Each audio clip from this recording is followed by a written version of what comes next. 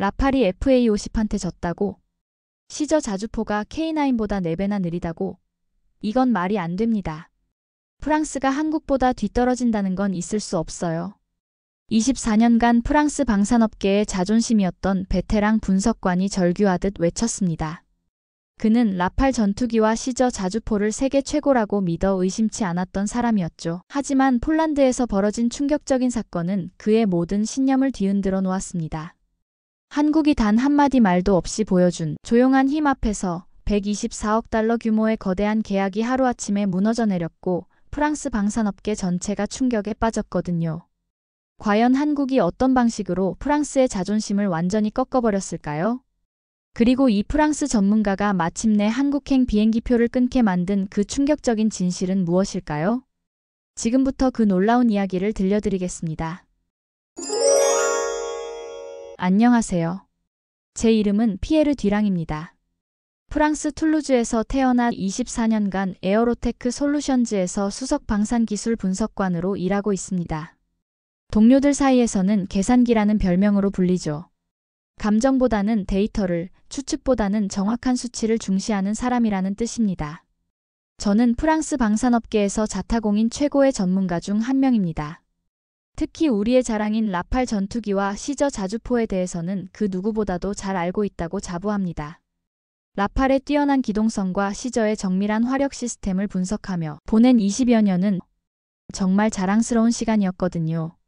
매일 아침 사무실 창문을 열면 툴루즈의 항공우주 단지가 한눈에 들어옵니다.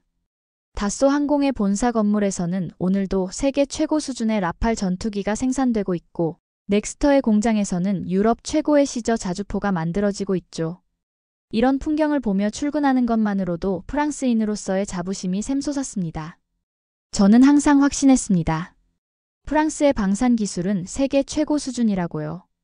라팔 전투기는 미국의 F-16이나 F-18과 어깨를 나란히 하는 뛰어난 성능을 자랑하고 시저 자주포는 독일의 PGH-2000과 함께 유럽 포병 전력의 양대축을 담당하고 있습니다. 물론 가격은 조금 비쌀 수 있지만 그만큼 확실한 품질과 성능을 보장하는 것이 프랑스 방산업의 철학이었죠. 그런데 2년 전 제게 예상치 못한 자문 요청이 들어왔습니다. 폴란드 정부에서 한국과의 거대한 방산 계약을 검토해 달라는 거였어요. 계약 규모만 해도 무려 124억 달러에 달했습니다. K2 전차, K9 자주포, 그리고 FA50이라는 경공격기까지 포함된 엄청난 프로젝트였죠. 저는 처음에 이 요청을 받고 솔직히 의아했습니다. 폴란드 같은 나토의 핵심 회원국이 왜 검증된 프랑스나 독일, 미국 무기 대신 한국 제품을 선택하는 건지 도무지 이해할 수 없었거든요. 한국이라면 삼성 스마트폰이나 현대 자동차 정도는 알고 있었지만 방산업에서는 여전히 신흥국 수준이라고 생각했습니다. 브리핑 자료를 받아보니 더욱 놀라웠어요. K9 자주포가 180문, FA50 경공격기가 48대, K2 전차가 거의 1000대에 달하는 규모였습니다. 이 정도면 폴란드 전체 군사력의 판도를 바꿀 수준의 계약이었죠. 폴란드 국방부 차관이 저에게 전화로 설명했습니다. 피에르 박사님, 한국 무기들이 유럽 전체를 충격에 빠뜨린 경이로운 성능을 자랑한다고 들었습니다. 게다가 기술 이전에도 적극적이고 무엇보다 납기를 확실히 지킨다고 하더군요. 저는 그 말을 들으면서도 여전히 의심스러웠습니다. 역시 아시아 제품의 특징이구나. 싸고 빠르지만 결국 한계가 있을 텐데. 제가 지금까지 분석해본 아시아 무기 시스템들은 대부분 그랬거든요. 처음에는 매력적으로 보이지만 시간이 지나면서 여러 문제점들이 하나씩 드러나곤 했어요. 바르샤바로 출장을 떠나기 전날 밤 저는 한국 방산업체들에 대한 자료를 꼼꼼히 살펴봤습니다. 현대로템, 한화디펜스, 한국항공우주산업. 익숙하지 않은 이름들이었지만 나름대로 성장세를 보이고 있다는 건 인정해야 했어요. 하지만 여전히 의문이었습니다. 과연 스마트폰이나 자동차는 잘 만들지 몰라도 생명이 걸린 무기 시스템까지 제대로 만들 수 있을까? 특히 우리 라팔 전투기나 시저, 자주포 같은 정교한 시스템들과 비교해서 말이에요. 폴란드에 도착해서 처음 만난 현지 분위기도 제 예상과 크게 다르지 않았습니다. 폴란드 정부 고위 관료들은 대놓고 이런 얘기를 하고 있었거든요. 어차피 기술만 빼내면 되는 거 아닌가? 동양 사람들은 계약서대로만 해주면 별 문제 없을 거야. 한 국방부 국장은 더 직설적이었어요.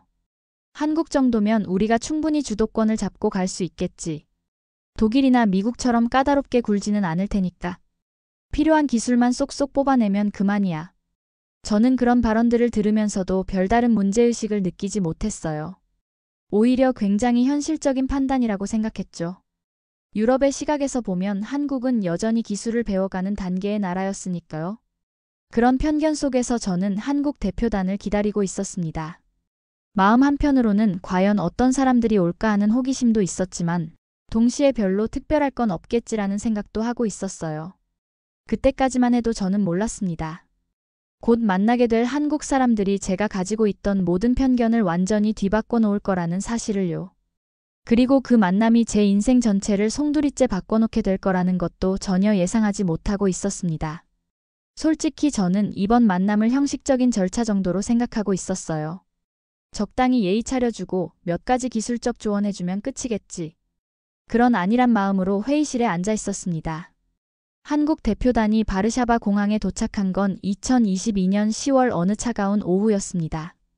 저는 폴란드 관료들과 함께 공항 귀빈실에서 기다리고 있었어요. 솔직히 말하면 그때까지도 별로 기대하지 않고 있었습니다. 아마 평범한 아시아 기업인들이 올 거라고 생각했거든요. 그런데 도착 게이트에서 나오는 사람들을 보는 순간 저는 깜짝 놀랐습니다. 한국 대표단의 모습이 제가 예상했던 것과는 완전히 달랐거든요. 앞서 걸어오는 분은 50대 중반쯤 되어 보이는 남자였는데 키가 상당히 크고 어깨가 넓었어요. 걸음걸이도 무척 당당했습니다. 더 놀라운 건 그분의 눈빛이었어요. 온화한 미소를 띠고 있었지만 눈에는 뭔가 예리한 기운이 담겨 있었습니다. 마치 모든 것을 꿰뚫어보는 듯한 느낌이었죠. 그분이 바로 이준구 박사였습니다. 한국항공우주산업의 해외사업 담당 이사였어요. 그런데 더 놀라운 일이 벌어졌습니다. 폴란드 국방부 차관이 앞으로 나가서 인사하자 이준구 박사가 갑자기 완벽한 폴란드어로 대답하기 시작한 거예요. 발음도 정확했고 억양도 자연스러웠습니다. 저는 정말 입이 벌어졌어요. 이준구 박사는 저에게도 유창한 폴란드어로 인사했습니다. 자기소개를 할 때도 폴란드어를 사용하고 있었어요. 저는 너무 놀라서 물어봤습니다. 어떻게 폴란드어를 이렇게 잘하시는 건가요? 이준구 박사의 답변이 정말 인상적이었어요. 이번 프로젝트를 위해서 8개월 동안 폴란드어를 공부했습니다. 진정한 파트너가 되려면 상대방의 언어를 이해하는 것이 첫걸음이라고 생각합니다. 그 순간 저는 뭔가 이상한 기분이 들기 시작했어요. 잠깐, 이 사람들이 정말 내가 생각했던 그런 사람들이 맞나? 제 머릿속에서 경고음이 울리기 시작했어요. 지금까지 제가 가졌던 한국에 대한 모든 선입견들이 흔들리기 시작한 거였습니다. 지금까지 만났던 어떤 외국 기업도 이런 준비를 해온 적이 없었거든요. 대부분 영어로 대화하거나 통역을 데려오는 게 당연하다고 생각했는데 이 사람들은 차원이 완전히 달랐습니다. 호텔로 이동하는 차 안에서도 이준구 박사는 계속 폴란드어로 대화했어요. 폴란드의 역사나 문화에 대해서도 상당히 자세히 알고 있었습니다. 심지어 폴란드 전통 음식 이름까지 정확하게 발음하고 있었어요. 다음 날 아침 본격적인 회의가 시작됐을 때 저는 또 한 번 충격을 받았습니다. 한국 측에서 준비해온 자료가 정말 엄청났거든요.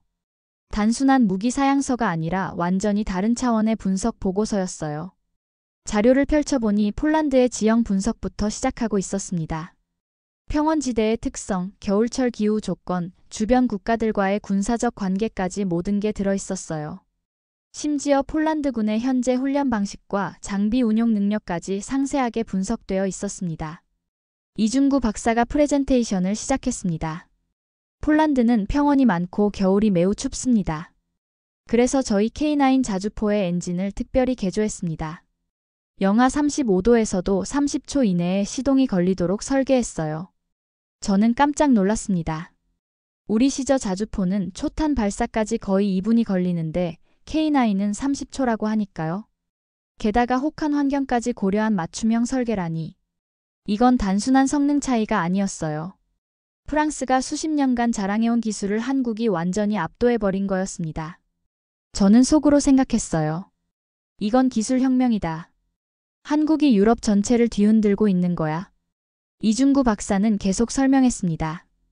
폴란드군의 현재 정비 능력을 면밀히 조사한 결과 현재 수준에서도 충분히 운용할 수 있는 시스템으로 만들었습니다. 무리하게 복잡한 기술을 강요하지 않고 폴란드와 함께 천천히 발전해 나가는 것이 저희 목표입니다. 저는 그 자료들을 보면서 점점 당황스러워지고 있었어요. 이건 단순히 무기를 파는 게 아니었습니다. 마치 폴란드의 국방력 전체를 고민하고 있는 수준이었거든요. 더 놀라운 건 세부적인 배려였습니다. FA-50 경공격기의 조종석 설계도 폴란드 조종사들의 평균 체격에 맞춰서 조정했다고 했어요. 심지어 계기판의 글자 크기까지 폴란드 공군의 요청에 따라 더 크게 만들었다는 거였습니다.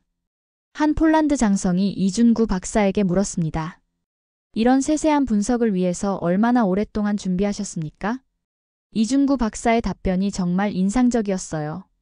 저희 팀이 무려 3년 동안 준비했습니다. 폴란드와의 협력이 단순한 장사가 아니라 진정한 동반자 관계가 되기를 바랍니다. 한번 계약하고 끝나는 게 아니라 앞으로 수십 년간 함께 발전해 나가는 관계를 만들고 싶습니다. 저는 그때 처음으로 제가 가지고 있던 편견이 흔들리기 시작하는 걸 느꼈어요. 이 사람들은 제가 생각했던 가격만 앞세우는 업체와는 완전히 달랐습니다. 오히려 우리 프랑스나 독일 업체들보다도 더 치밀하고 진심 어린 접근을 하고 있었어요. 한국 기술진들도 인상적이었습니다. 각자 자기 분야의 전문가들이었는데 질문을 받으면 즉석에서 정확한 답변을 해주고 있었어요. 그것도 모두 폴란드어로요. 통역 없이도 기술적인 내용까지 자세히 설명하고 있었습니다. 특히 놀라웠던 건 성능 비교였습니다.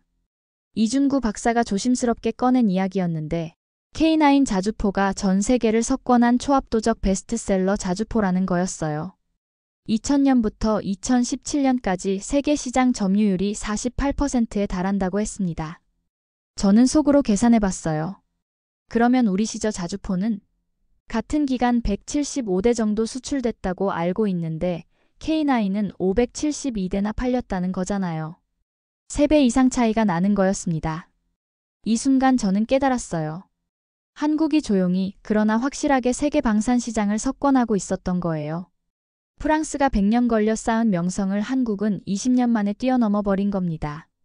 이건 기적이 아니라 실력이었어요. 회의가 끝나고 나서 복도에서 폴란드 관료들이 수군거리는 소리를 들었어요. 생각보다 훨씬 준비가 잘 되어 있다면서 예상보다 까다로울 수도 있겠다고 걱정하고 있었습니다. 저는 그 순간 뭔가 복잡한 기분이 들었어요. 한국 사람들의 진정성은 확실히 느껴졌지만 동시에 폴란드 측의 계산적인 태도도 보이고 있었거든요. 과연 이 두 가지가 잘 맞아 떨어질 수 있을까 하는 의문이 들기 시작했습니다. 하지만 그때까지만 해도 저는 몰랐어요. 이 만남이 앞으로 얼마나 큰 파장을 불러일으킬지, 그리고 제 자신의 생각까지 완전히 바꿔놓게 될지는 전혀 예상하지 못하고 있었어요. 계약이 체결되고 나서 처음 몇 달은 모든 것이 순조롭게 흘러가는 것 같았습니다.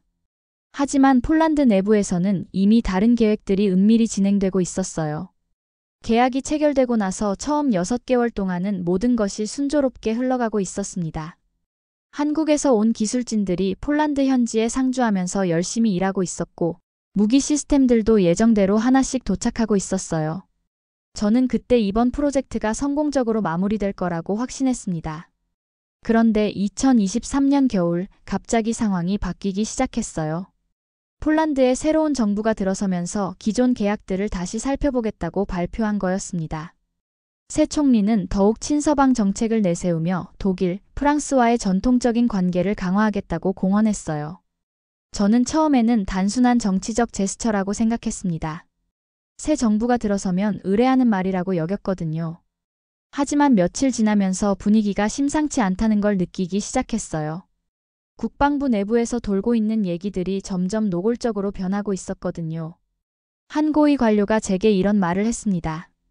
우리는 한국에서 필요한 기술만 가져오면 됩니다. 이후 운용은 독일이나 프랑스 방식으로 바꾸는 게 낫겠어요. 그 말을 들었을 때 저는 뭔가 불편한 기분이 들기 시작했어요. 한국 측이 그렇게 정성스럽게 준비해서 온 프로젝트인데 이런 식으로 접근하는 게 과연 맞나 싶었거든요.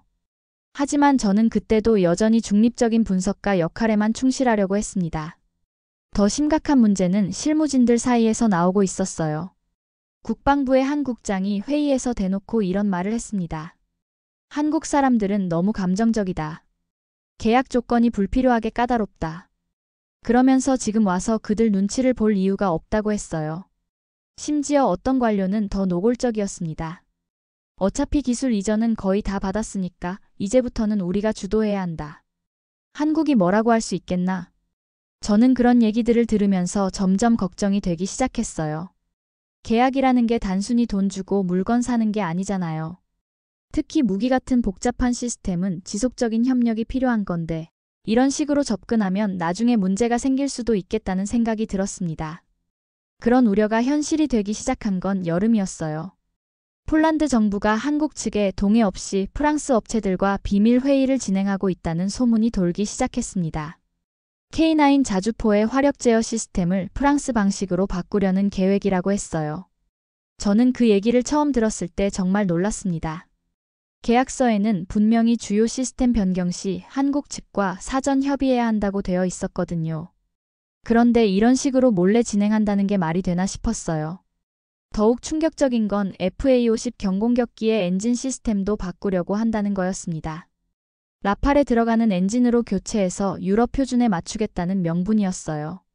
하지만 실제로는 한국 기술을 프랑스와 공유하려는 속셈이라는 게 뻔히 보였습니다. 그때부터 폴란드 현지 언론에서도 이런 움직임에 대한 비판이 나오기 시작했어요. 신뢰를 바탕으로 한 계약을 일방적으로 변경하려 한다. 국제적 신뢰도에 문제가 생길 수 있다는 기사들이 연이어 나왔습니다. 한국 측에서는 당연히 우려를 표명했어요. 이중구 박사가 보낸 공식 서한이 폴란드 국방부에 도착했습니다. 계약 조항에 따라 핵심 시스템 변경 시에는 반드시 사전 협의가 필요하다는 내용이었어요.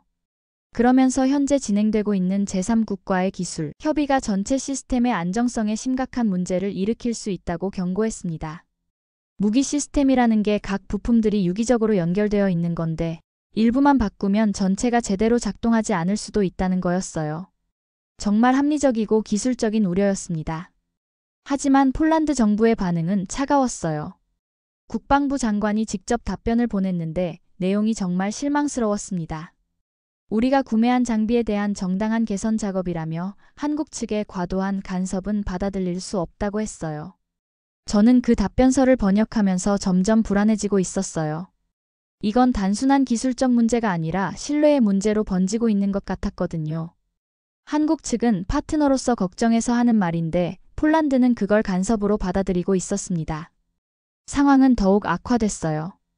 폴란드 정부가 한국 기술진들의 일부 시설 접근을 제한하기 시작한 거였습니다. 보안상의 이유라고 했지만 실제로는 프랑스 기술자들과의 회의를 숨기려는 의도가 뻔했어요. 한국 현지 팀장이었던 최진수 과장이 저에게 조용히 말했습니다. 요즘 현장 분위기가 이상해요. 폴란드 측에서 갑자기 거리를 두려고 해요. 전에는 그렇게 협조적이었는데 갑자기 태도가 바뀌었어요. 저는 그 얘기를 들으면서 마음이 무거워졌습니다. 처음 만났을 때 그렇게 진정성 있게 접근했던 한국 사람들을 생각하니까 안타까웠어요. 그들은 정말 폴란드를 위해서 최선을 다하고 있었는데 이런 대우를 받는 게 과연 맞나 싶었습니다. 그런데 더 충격적인 일이 기다리고 있었어요. 폴란드 정부 내부에서 한국 무기 시스템을 완전히 분해해서 프랑스와 기술 정보를 공유하자는 계획이 논의되고 있다는 소식을 들었습니다. 이건 정말 심각한 문제였어요. 저는 그 순간 깨달았습니다. 지금 폴란드가 하려는 일이 단순한 계약 변경이 아니라 완전한 배신 행위라는 걸요. 한국이 그렇게 신뢰를 바탕으로 기술을 나눠줬는데 그걸 훔쳐서 다른 나라와 공유하려고 하는 거였습니다. 그때부터 저는 정말 심각하게 고민하기 시작했어요. 과연 이런 일에 제가 계속 침묵하고 있는 게 맞을까? 중립적인 분석가라는 이유로 계속 방관만 하고 있어도 되는 걸까? 양심적으로 너무 괴로웠습니다. 저는 그날 밤 호텔 방에서 잠을 이루지 못했어요. 한국 사람들의 진심 어린 모습이 계속 떠올랐거든요.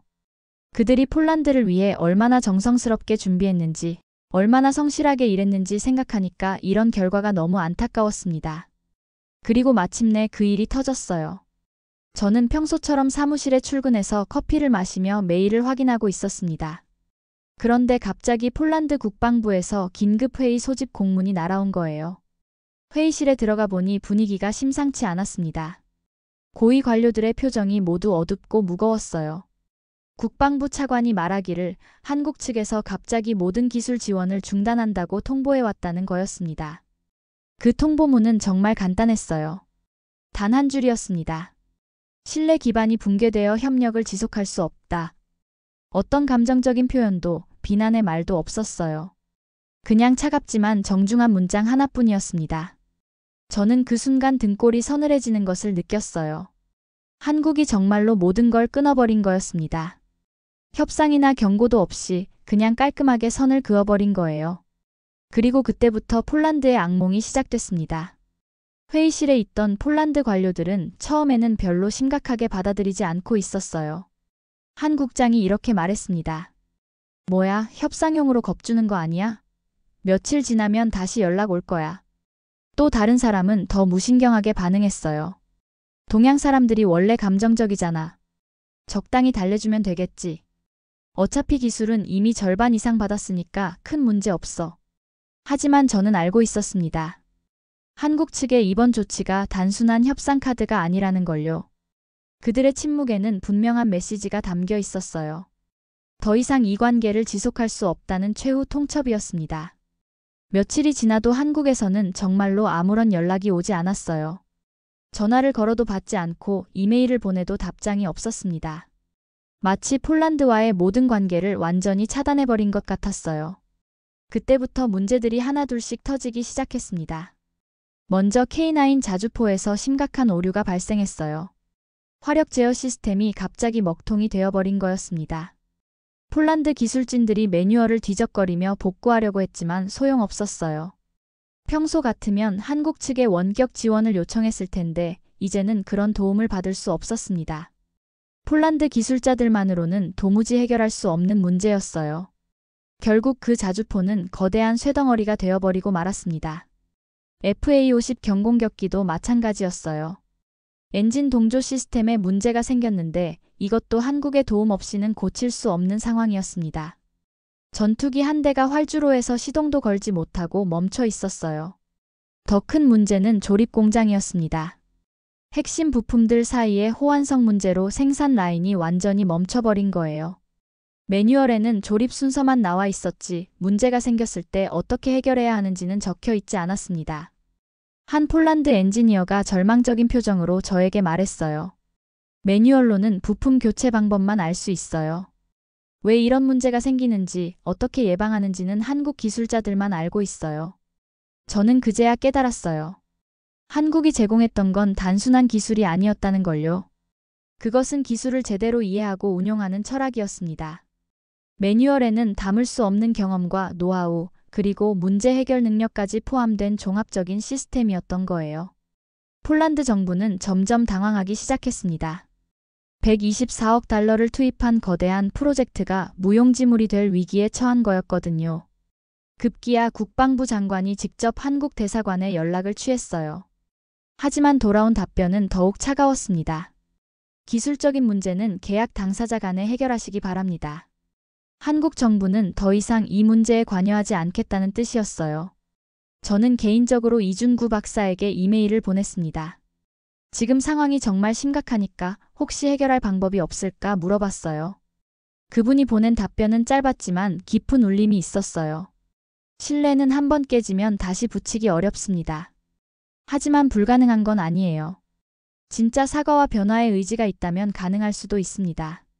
저는 그 메시지를 폴란드 정부에 전달했지만 반응은 예상대로였어요.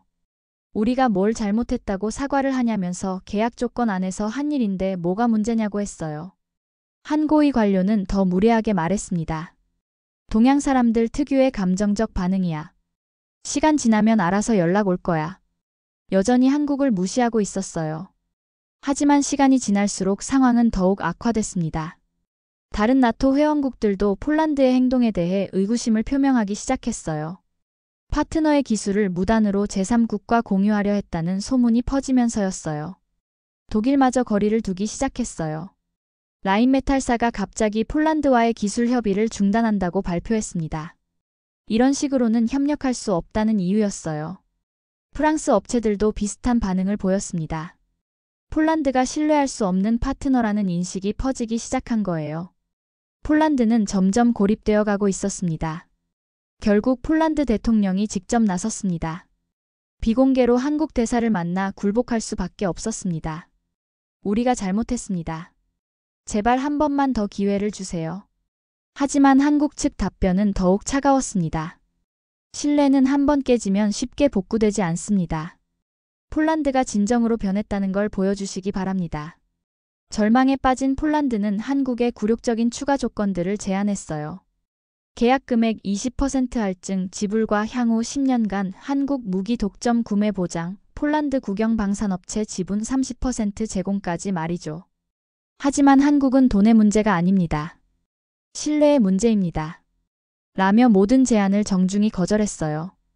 하지만 이 소식이 유럽 내 소식통을 통해 유럽 정부들에 흘러들어가서 폴란드는 대외적인 신뢰를 회복하기 어려운 상황까지 갔어요.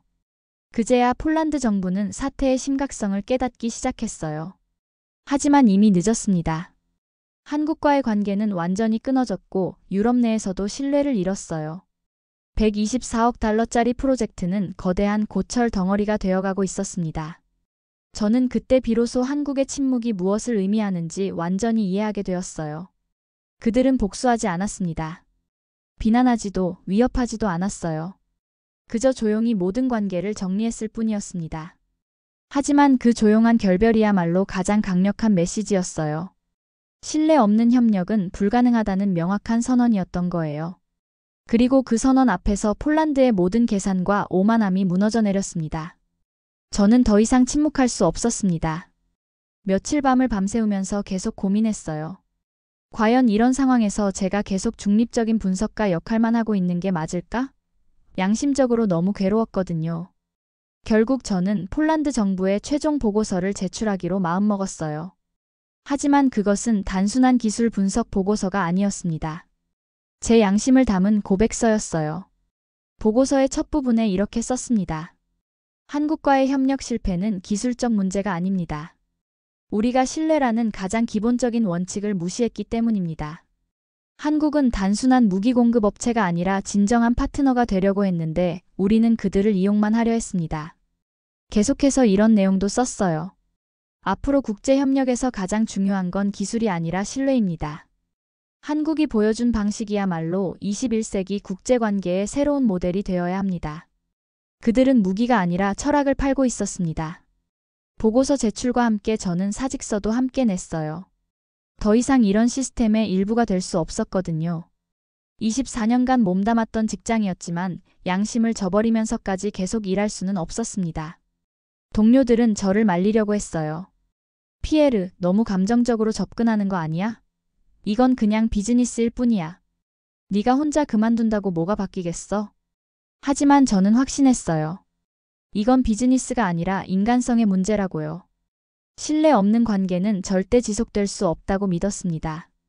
그걸 한국에서 배웠으니까요.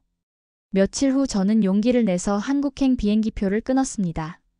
이중구 박사에게 직접 사과하고 싶었어요. 그리고 한국에서 정말로 새로운 방식의 국제협력이 무엇인지 배워보고 싶었습니다. 한국이 저에게 보여준 것은 단순한 기술력이 아니었어요.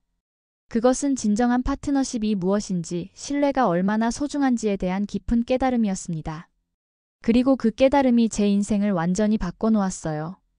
이제 저는 한국에서 배운 신뢰의 철학을 유럽 전체에 전파하고 싶습니다. 그게 제가 할 수 있는 최선의 일이라고 생각해요.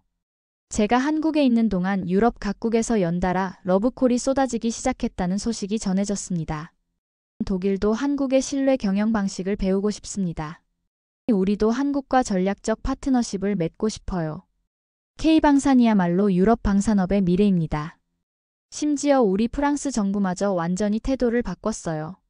국방부 장관이 직접 한국을 방문해서 프랑스와 한국의 공동 연구개발을 제안했습니다. 물론 속내는 뻔했죠. 한국 기술을 흡수하고 싶었던 거예요. 저는 프랑스로 돌아가서 언론 앞에서 폭탄 선언을 했습니다. 한국이야말로 세계 최고의 방산 강국입니다. 프랑스는 이제 한국에게 배워야 합니다. 라팔보다 FA-52, 시저보다 K9이 뛰어납니다. 이 발언으로 프랑스 방산업계 전체가 발칵 뒤집혔지만 저는 진실을 말한 것뿐이었어요. 이제 전 세계 방산업계의 패러다임이 완전히 바뀌었습니다. 한국식 신뢰 경영이 글로벌 스탠다드가 되었고 모든 나라가 한국의 방식을 따라하려고 합니다. 한국은 말없이 조용히 하지만 확실하게 세계 방산업계의 새로운 황제 자리에 올랐습니다. 피에르 듀랑의 이야기는 우리에게 소중한 교훈을 전해줍니다. 한국이 세계에 보여준 것은 단순한 무기의 성능이 아니었습니다. 바로 신뢰를 바탕으로 한 진정한 파트너십이었죠. 말 한마디 없이도 세계를 움직일 수 있는 조용한 힘, 그것이 바로 K방산이 가진 진짜 경쟁력이었습니다. 프랑스의 라팔과 시저 자주포를 능가하는 한국의 기술력과 무엇보다 70년간 전쟁에 대비하며 쌓아온 신뢰의 철학이 만나 이룬 성과였어요. 이제 전 세계가 한국의 방식을 주목하고 있습니다. 한 사람의 용기 있는 고백이 보여준 것처럼 진정한 강함은 소리 없는 품격에서 나오는 것 같습니다. 오늘 이야기에 대한 여러분의 생각은 어떠신가요? 댓글로 공유해주세요. 이야기가 재미있었다면 구독과 좋아요, 알림 설정으로 다음 이야기도 놓치지 마세요. 다음 영상을 클릭하시면 더 많은 감동적인 해외 반응 사연을 이어서 보실 수 있습니다.